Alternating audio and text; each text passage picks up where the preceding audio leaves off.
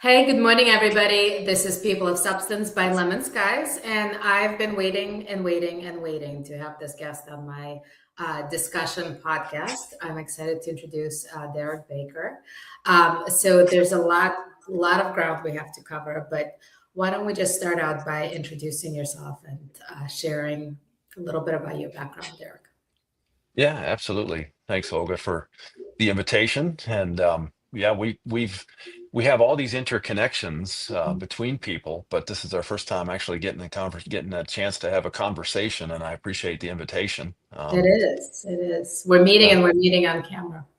yeah, exactly. You said I've been kicking around for a little while. I'm the CEO of Dickerson Baker.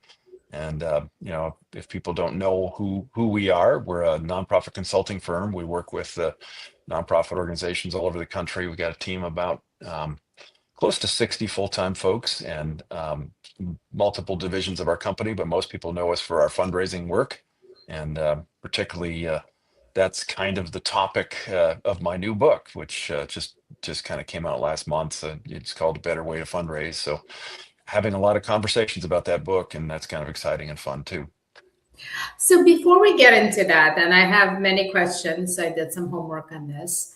I'd love for you to share a little bit how you ended up in this sector because you started out as a pre-med, and I people did. know that started as pre-med ended up with anthropology degrees and beer bellies. But I'd love to just understand how you go from pre-med to fundraising.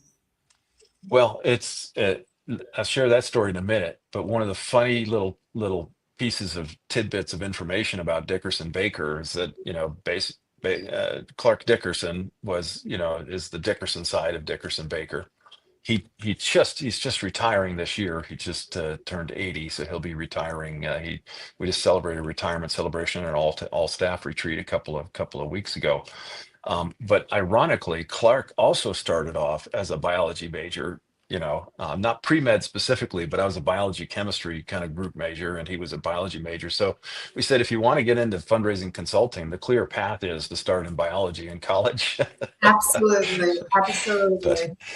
but yeah, so when I was younger, just didn't quite know exactly what I wanted to do, and for a number of different reasons, I ended up going into college for pre-med, and my folks were missionaries in Africa, and my summer between my junior and senior year of my undergrad, I went and spent some time at a missionary hospital in Africa, and I got thrust into things that no undergrad students should be thrust into. But the hospital was run by a Filipino missionary, and he was like, "Wait, you have college training? That's you've had some right experience in a lab. You're gonna come work with me." So I was doing stuff that was like no business doing, but I was just helping him out in whatever he asked me to do. But it became really clear to me that body fluids were not my thing, and that's the thing about medicine, is that you got to deal with other people's body fluids. So I decided I need a career that doesn't involve somebody else's body fluids. But it took me couple of steps before I ended up in fundraising. I got after I graduated, got married. My new wife was going into graduate school, also in biology and medical research. She's kind of evolved into medicine. So she's a physician in the family now. I went to go work for a bank and did that for a couple of years. And a friend of mine who was an attorney who I knew through church approached me. He was on a search committee for something called the development director, and for his kid's school. And I had no idea what that was. But as I learned about it, it was like he seemed to think I'd be really good at it. And so that was kind of how I ended up in fundraising. I took this job as a development director at the age of 24, and I was green as grass. I had just had no idea what I was doing. I was, just completely blank slate at that point.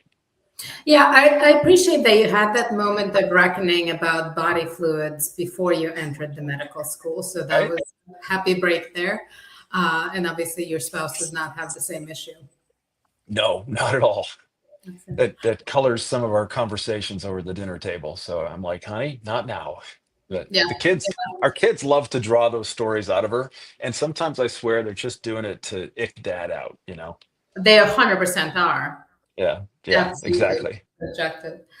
So let's shift gears. I was doing a little bit of background before we hopped on there, and one of the insights that I gleaned from, and I've heard this before, and that's something that you address in both in your book, which we'll get to in a second, is the idea that your top major donors are accounting for an increasing, growing percentage of the total fundraising pie, if you will. So what do you attribute that to? Well, um, it's there's so many different factors that kind of play into it. I think that um, what we're seeing on the one hand is we're seeing kind of this collapse of middle income household giving. And, some of that is macroeconomic, some of that is cultural, some of that is values, some of that is generational. But that whole side of giving, which has really been, I think, for decades, the middle income household giving has really been the core of all giving in this country for, particularly individual giving. But it's really on the verge of collapse. We've seen it, right? We've seen that. There's tax changes, the 2017 tax changes kind of played into that. Inflation has played into that.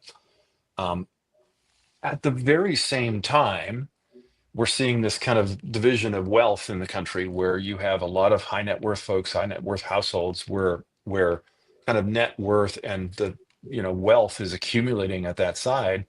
But there's also been a lot of different vehicles and a lot of different tax incentives for them to give. So all of the incentivization has been towards the folks with the higher net worth. And so we've seen this kind of the flip of the Christmas tree, so to speak. Where the donor pyramid used to be kind of small at the top and broad at the base, and it's kind of going the other way. And and so we're seeing kind of two things happening at once in the industry. We're seeing actual giving increase, and giving is, most recent data is, looked pretty good, and the last couple of years the total giving has increased, but the number of households that are giving has been shrinking significantly. So there's a real concentration, and I think it is making our industry less healthy and more fragile, frankly. And so I don't view it as an altogether good thing, but it is a reality that we have to adapt to. Yeah, that's well put. I was going to ask you, should we be worried? And I think we should be. Well, I think we should be. I would certainly be worried about it. I feel like um, you know, there's a lot of press towards really concentrating energy at the very top end, right? The billionaire, the mega donor set. I've been reading a lot kind of people talking about, oh, we got to shrink our major gift portfolios and really go after kind of that billionaire giving set. And while that's all well and good, those folks, statistically only make up somewhere between 3 and 4% of giving in the country. And so there's the solid middle base. Now it's on the higher end of middle income. It's kind of middle upper income, but the mainstream kind of mid and major giving, I think, is where we really have to focus, because that's really, I think if we get too dependent on too small of a sector, it's just not good for anybody. Yeah, I think it's called the Mackenzie Scott strategy. You're Which is right. very good. Yep. Yep. And you alluded to the generational piece, and something that you write about is that Gen Z millennials are evolving in their habits and their giving habits and act more like major donors. Can you explain a little bit what do you mean by that? Yeah. So it's a really interesting thing to watch is that, and it's not even specifically to fundraising and to giving. What you see in the marketplace at large, and one of the things I write about in my book is how fundraising has often kind of mimicked or mirrored or kind of followed kind of the trends in consumer marketing. And so, it started early and right decades ago that, hey, if the things that can be used to sell insurance and sell soap can be used to sell causes. And so we do tend to, in a lot of our fundraising, tend to mimic some trends in consumer marketing. The current trend in consumer marketing across corporations is towards mass personalization, universal engagement. It's very personalized. It's what this generation has experienced. It's kind of like, younger folks, you walk into a hotel today and your name is on the television, and you look at something on your phone and you're getting a personalized ad for that thing in your social media feed, and everything is so personalized and so individually targeted, and so you know and so they've become accustomed to that kind of engagement in the marketplace, and they don't change who they are when they step into the nonprofit sector.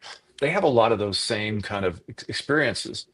They're so in the one sense they're kind of trained that way, right, by the marketplace at large. But the other thing is just generationally the values that they have. They don't have the sense of loyalty and commitment to institution that older generations did. So on the whole, younger generations are more selective.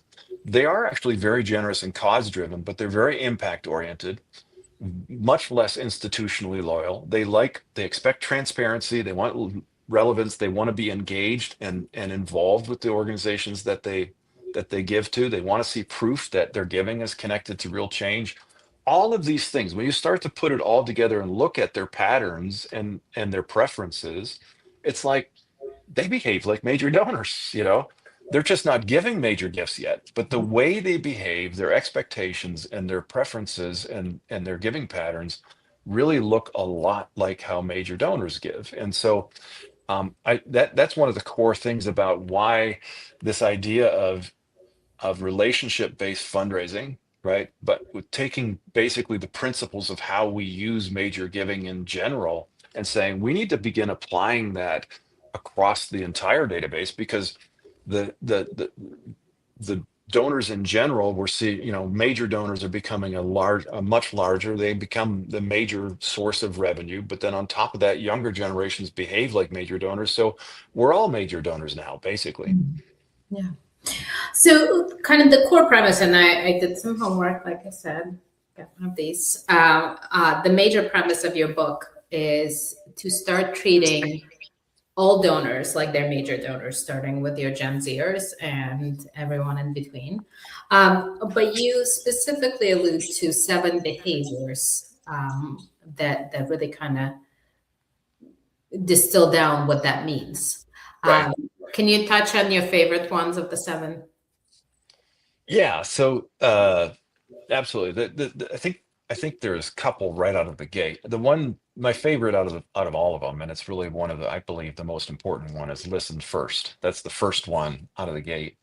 And I just think it's so important that we listen to donors if we want to understand. I in my consulting practice over the years, I used to use an acronym. The acronym was AIM, and I always said, when I was kind of coaching clients and giving and major giving, I always said, aim before you ask. And the acronym of AIM was, A was approach, right? Figure out your approach. How are you going to approach this person? The I was interview. Mhm. And it was a key step in the process. It was like, do these 3 things. Figure out your approach. Don't just like try to, knock on their door. Figure out what's the best way to get in front of them, to get an appointment with them, to sit down with them, and who's going with you, where is it? Think it through, and then interview them. Really understand what are their motivations, understanding who they are. I told you early on in my career, I started off as a blank slate. Like, I had the opportunity to get my training early, like at 24, from Jerry Panis. And Jerry's kind of a legend in the fundraising field, and he's passed on now, and wrote probably the best. I would imagine his book is probably the best-selling book on fundraising out there in history. It's just a simple little book called Asking. And but I had the opportunity to kind of learn from him. I don't think, if I hadn't gotten that coaching and mentoring early in my career, I probably wouldn't have lasted a Mhm. year or two. But he was so transformative in my career.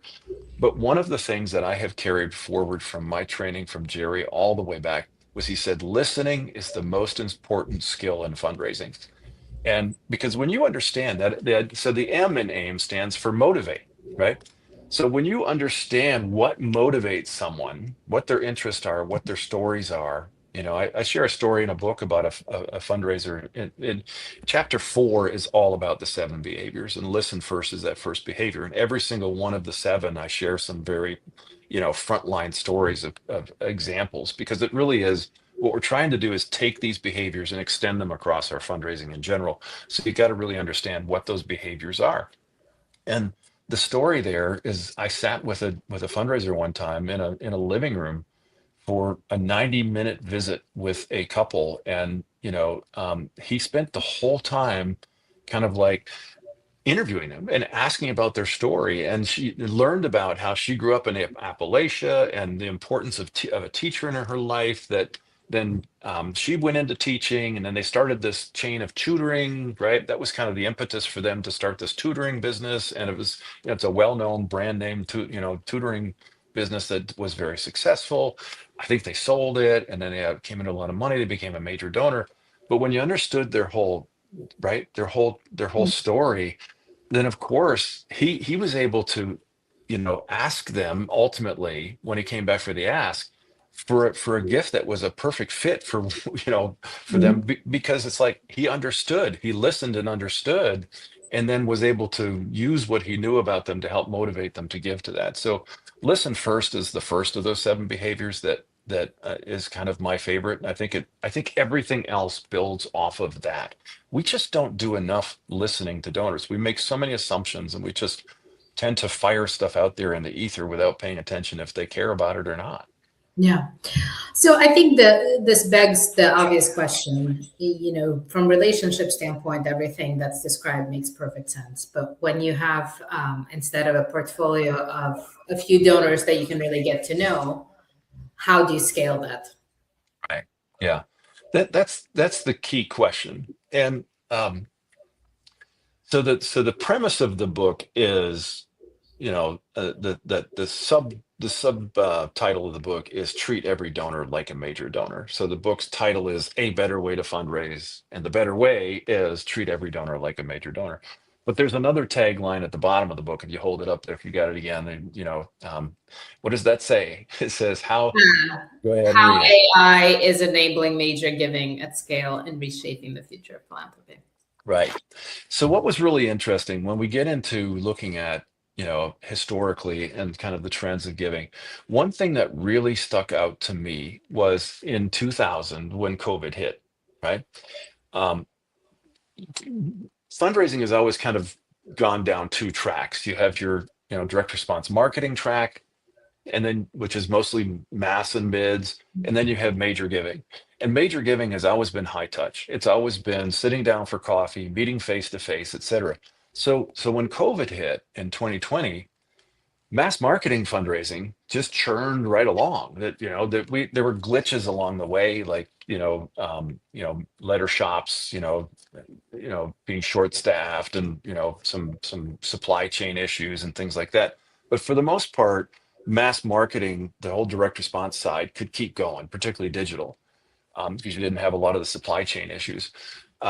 On the other hand, major giving was forced into this massive experiment, right? Because all of these visits shut down. So we had donors that you couldn't meet with donors. And if your whole premise is this has to be done over a handshake, it has to be done in face to face. What we learned during COVID was that you can do major gift fundraising quite effectively virtually. You can lean into technology, you can lean into, and we had this convergence of things that happened during COVID, I think, that were twofold. One was the technology existed for the first time. Like, imagine if COVID happened before Zoom came out, right? I mean, we were able to just shift into Zoom meetings, but imagine if that technology wasn't there. It had just matured just before COVID happened. So that was key. The had just gotten to the point that allowed us to do things that we would never have been able to do in terms of relational scale, um, virtually. But the other thing that came out was that donors were changing. The same kind of patterns that we were seeing. Donors were not valuing the personal visit nearly as much, and we're still seeing those trends accelerated now, because COVID was both a disruptor and an accelerator. And Mhm. so, it was a disruptor in the sense of it just kind of threw everything up in the air, but it was also an accelerator of trends. Look how it accelerated the work from home trend, right? That was starting virtual meetings and virtual, right? Those things just accelerated. It disrupted major giving. Nobody's really stopped and asked the question, though, did it accelerate trends in major giving that were already happening? And I believe it did. And what happened is what we saw is that it wasn't just a transitional thing. It actually started working better. Things started working better when you took away the friction of having to meet in person. It gave us more scale, it gave us more efficiency. And that really raised the question for me of, okay, is there a way to scale this, to scale major giving? I wrote a LinkedIn post recently, about how the standard portfolio size for a major gift officer when I started in my career was about 150 donors, right? 150 households.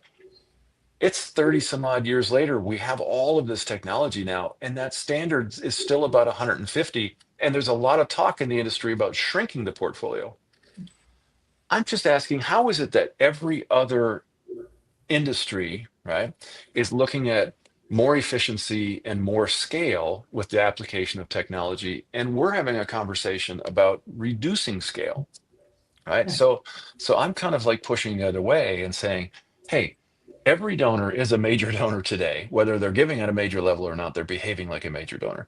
How do we take these major donor behaviors that have worked for decades, for millennia, and begin to use technology and AI to really kind of lean into how do we extend that across, right, across larger swaths of the file, potentially every donor.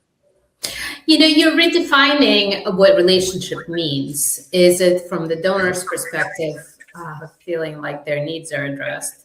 When Amazon is displaying a set of items for you, it knows what you need, but there's not a human on the other end who could Right. bring it up in the conversation. Well, here's the thing I think that we need to really be mindful of in fundraising. And I think, um, I say this with all respect to major gift fundraisers and to fundraisers in general. It's not about you. Okay.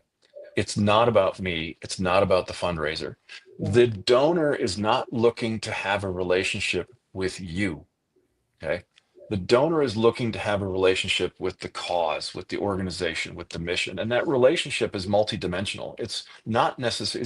It's not good if it's one to one, right? Some of the most risky fundraising relationships are those where the major gift fundraiser, or where one person kind of hoards those relationships, sometimes just to protect their own job, sometimes because they're right, they maybe don't trust others, or they right.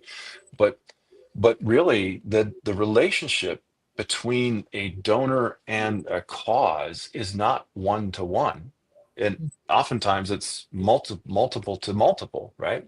It's there are often stakeholders in the relationship on both sides, maybe a spouse, maybe family, maybe, right, there may be advisors in the mix. um, but on the organizational side, you've got a lot of different levels there as well. You have, I've talked about four primary levels of that relationship. And one is the fundraising staff, right? That is in a very important relationship. That's kind of the gatekeeper in a lot of ways. That's the point of contact. That's the customer service representative, so to speak. Um, but then you've got, right, leadership. The leadership of the organization is another level that you want to try to get connected into that relationship. And you really want frontline workers connected into that relationship as well, because they've got the best stories. I was traveling one time on a consulting trip with a colleague, and we were working with at the time we were working with Atlanta Mission, in right, it was a rescue mission in Atlanta. And of course, CNN is on the TV of all these different, hotels. And we were staying at a Hampton Inn, I think. So I think we were in Florida or something like that, on a client visit with another one.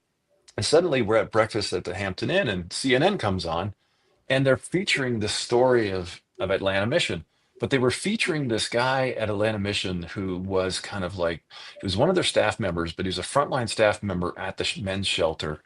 and he was all tatted up, former gang member, big burly guy, kind of, I mean, real intimidating looking guy. And he was kind of the most impactful. I think his name was Mike. I think they called him Big Mike or something like that. But Big Mike engaged with the men on such a personal level, and he was kind of. I thought turned to my colleague Sean, and I said, Sean, dude, we got to get Big Mike in front of donors. He's so charismatic and has these stories to tell. And so that's great. Like that's getting donors engaged with the front line because they can see how their donors making an impact and who's making the impact. And then that fourth level where you want to connect people into is other donors, other leaders, other supporters, because that's when the relationship is the strongest, when it's all interconnected like that. Again, on both ends, right? I mean, woe to you if I'm supporting your organization, woe to you if you ignore my wife, right? Because she's a big part of the giving equation. If you just relate to one spouse or one family member, it's all about interconnected relationships. So how do you really make sure that you're engaging those relationships fully? Mhm. Here's another thing, and I don't want to ramble. Sorry if I'm No, going, I'm enjoying this. going too far afield here. But when you look at the data, we survey a lot of organizations, and when you look at the data that we've collected data from probably 80 some organizations, and we do assessments on their giving, and we do, when we come in, we like to come in and start with an assessment. We don't like to kind of be like, here's our binder, here's our cookie cutter program. We like to understand the situation of the client, the context of the client. So we often start with some level of assessment, understand what's going well, where the gaps are. Part of that, we survey and interview their fundraising staff. And so we have survey data going back years from dozens of almost 100 different organizations, asking some pointed questions of particularly their major gift fundraisers, but also of others. But one of the questions we ask is, what percentage of your donors are you able to see in person each year? And it would kind of shock you how few, right? Right. If they have 150 donors in their portfolio, how few of those, it's only about half that they can even see one time per year. And Mhm. then we ask questions why. And this is self-reported data, so it's probably a little bit exaggerated. And so the reality is donors aren't, they're not getting to visit one-to-one with donors nearly as much as we would like, or as people think. And then it's like, okay, well, then what? How are we engaging this relationship? And there's so much you can do in terms of getting information to donors, Mhm. communicating to donors. If you only get one visit per year with a donor, which was the majority. When they said the ones that they could visit, the majority of those were one visit a year. What are you going to do with that visit? Right? Are you going to report back to them? Are you going to ask for a gift? What are you going to do? And if your fundraiser only been on the job a couple of years and it's only first or second visit, what are you going to do? There's so much that can happen in the spaces in between those visits, that can be information, that can be invitation, that can be, right, just engaging them in different ways. And those are the ways that AI can help. Those are the ways that AI can really help, so that it's the spaces in between the visits. You still need the visits, you still need the personal touches, you still need the human connection, but there's so much that happens in between those individual visits or personal touches that AI can really make much more effective and efficient. Yeah, and I think it's not conflating those mega relationships where it's ongoing collaboration from major giving where you're involved and connected, but not in daily texting kind of situation. So, Yeah, exactly. And donors have their own preferences, right? So back in the day when I was a major gift officer, I write about this in the book as well, because one of those behaviors that of the seven behaviors is respect their rhythm, right? And I mhm. use the example of, I had two different donors, one of which, it took me a long time to get comfortable with this, because he would ghost me for months and wouldn't Mhm. reply, wouldn't, right? And then suddenly it was like, okay, he's ready. And now he's right. He wants some information. He reaches out to me, or he's asking me a question or something like that. But he had his own rhythm. He wasn't interested in small talk. He wasn't, Yeah. if I was going to visit him, it had to have a purpose. It had to be short. He would give me a short amount of time. but I really learned to respect his preferred approach and rhythm. I had another donor. She wanted to talk every week. She wanted to come to every event. She was, she was on committees. She was right. She was involved in a lot of different stuff. And if there was something going on, she would come. And she ended up being, on events committee board. But you got to respect each individual's rhythm.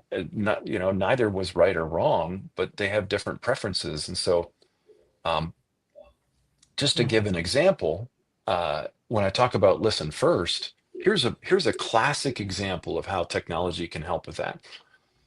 We survey donors, like most organizations do some level of Mhm. donor surveys today, right? So we do it as consultants, we do it for clients and stuff. So one of the questions you might ask in a survey, which we commonly ask in surveys, is how do you feel about the level of information that you get, right? Too much, too little? Do you want more of this? Do you want more of that? And so a typical organization is going to look at what they get. And let's say they look at it and 60%, or let's say two-thirds of the respondents say, oh, we'd like to get less information. Let's say Mhm. it's 60%, right? Let's say it's 60%. They say, send us less mail. Okay. Now, one of the things anybody will tell you is that every donor says send you less mail, but if you start sending less mail, the revenue Yeah. goes down. But let's say you're going to listen to donors and they say send less mail, right? So okay, we take that and we compile that and we decide 60% of our donors said send less mail, so we're going to send less mail. How do you feel like Nora would respond to that? Maybe Dan on this side, who wants less mail for sure, he's an extreme on that side, right? But we're taking the aggregate data and we're saying, oh, now we're going to treat every donor the same and send every donor less mail because that's what our donor base in the aggregate said. But what if we took the individual responses to that survey? What if we took Dan's response to that survey that was send me less mail, and we took Nora's response to that survey that said, I'm good, I actually like to have more, and fed that into the CRM so that we knew their individual Mhm. preferences, right? And then we could plug Nora into a stream with more engagement and more pieces and we could actually create cultivation streams and cultivation calendars for different segments based on their response to that question. And so Dan would get fewer pieces, more meaningful, more impactful, more right, more, and Nora would get more common or more right, more frequent. But again, you're listening to the donor and you're using technology to give them kind of a personalized kind of approach that fits their preferences and patterns. Yeah, I think of it as our human brain cannot conceive of individualized approach. Like you couldn't possibly keep track of hundreds and hundreds of scenarios. So that's where Exactly. technology steps Right. in to kind of help But make. AI can, right? Yeah, AI can keep track of thousands, millions, right, sure. of that preference data, and if we're capturing it and storing it. So, Derek, just as we wrap up here, I wanted to ask you this philosophy and this approach to fundraising. How should it impact organizational structure and how we structure our development teams, not just in terms of org charts, but also in the type of humans that we bring on board to be our major, because it's a very different human that goes out to lunches with donors versus, Right. yeah. The answer is not a bigger major gift department, right? The answer is not if folks are hearing me say treat every donor like a major donor and they think that we have to start taking tens of thousands of donors out for individual coffees, right? I I understand where they would think, oh, that's crazy talk. That's absurd, right? And it's not what it is. It's what we're really talking about is beginning to take those basic behaviors, those basic seven behaviors that work in relationship fundraising, and begin to extend them out. And it really begins to look at how can we scale that? How can we scale the relations, those behaviors in a way that makes sense? And so when you look at we're still going to do major giving like we do major giving. I do believe that we can have larger portfolios. I believe that we can work more efficiently on that side. But what does that look like when you're talking about treating every donor like a major donor? What does that look like at the mid level? What does that look like at the mass level? What does that look like for different generations of giving? How does that apply to your events even and everything? What it basically says is we're talking about, rather than making major gift fundraising a department or a specialty that is done over here for a small portfolio or a small subsection of our donors, to take those basic behaviors and the basic concept. It's not about giving every donor the same tactical treatment. It's about extending major giving principles more broadly. And so, and that means every donor feels more seen, more heard, more valued, more stewardship, and more invited into engagement and partnership. And ultimately, I call that essentially, making major giving the operating system for fundraising. Mhm. And so in that structure, it's not just let's make the major gift department bigger. It's really kind of looking at the functions of fundraising. Mhm. There's right. So you've got communications as a key function. You've got engagement as a key function, and then you've got kind of the measuring as a key function. All of the analytics, all of the data, and that's a big part of it. And so rather than building this all out, you say, okay, how are we have a communications team, and how do we communicate with folks at every level in an appropriate way? We're inviting them more into partnership, where we're looking at doing more two-way dialogue instead of one-way broadcast, right? And how that looks for your mainstream kind of mass file is going to look different from how it is for mids and majors, but you're trying to do the same thing. You're trying to engage them in two-way communication as opposed to one-way broadcast, and you're trying to collect information about them so that you can vary your pitch and vary your communication based on their own preferences and desires. And so that's the mass listening thing. Yeah. and Yeah. and so it's really, you've got those three functions now working together. The engagement side, you'd have a team of people really talking about how do we get people more engaged at the mass level? How do we Mhm. get folks more engaged at the mid level? At Dickerson Baker, we really look at the mid level as being two parts, right? You've got your folks that are your sustainers, and you've Mhm. got your folks that are your rising donors, who are the major donors who are lurking in your mid level because they Yeah. haven't really been activated. So that's really two segments inside there. You look at your major donors, and then you also look at your mega donors, kind of the folks that do have the higher capacity to give 6, 7 figures and up at a time. And then you got your planned giving folks. How do you engage those folks in ways differently? Some of them, you're going to do that more broad scale. You're going to do that maybe with inviting them to virtual conferences or something like that, or getting some more events. I'm a big proponent of events for this model. But how do you do that in a way that scales and makes sense? And then, of course, your majors, you're probably doing that similar to what you're doing today. But it's really about looking at moving away from kind of transactional based fundraising of broadcast, kind of Yeah. one-way communication, one size fits all, and really looking at trying to make it a much more personalized, individualized, and engaged experience across the whole file. And that's essentially, and of course, leaning into technology to do that. Yeah. I like that a lot. Then it's just reconfiguring it so it's not sort of arm wringing that we don't have enough resources, but it's really approaching it and thinking about it differently, Yeah. and making some habits that are deep seated. So, Derric, thank you so much for being here, and great conversation, great insights, a lot to consider and think about. So, if people wanted to get your book, Amazon. Yeah, it's available on Amazon. They can also go to betterwaychampions.org. That's where they can learn more about the book. They can buy the book there. They get a link to the Amazon page to buy it individually. We're actually getting a fair number of folks who want to buy it in bulk because they want to have their teams read it together.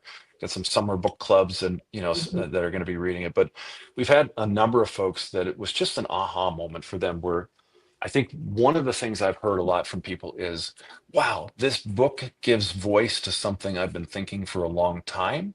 This is the direction we've wanted to go, but we haven't really been able to articulate it. And we want our teams to read this. We want people to read this. And so I think it taps into something where uh, I, I may have been the one to name it and claim it, but I think this is something that is what I hope will be the start of a movement. And I'm not going to take credit for the movement, but I hope that this will help kind of people kind of, kind of come into terms with what does the future of fundraising look like? It's going to look different from the past. And I believe it really has to be all about personalization, mass personalization, universal engagement, and relationship based fundraising, which boils down to treating every donor like a major donor, essentially. Derric, thank you so much for being here. It's been a pleasure. Loved it too. Thank you so much. Appreciate it. Bye. Bye.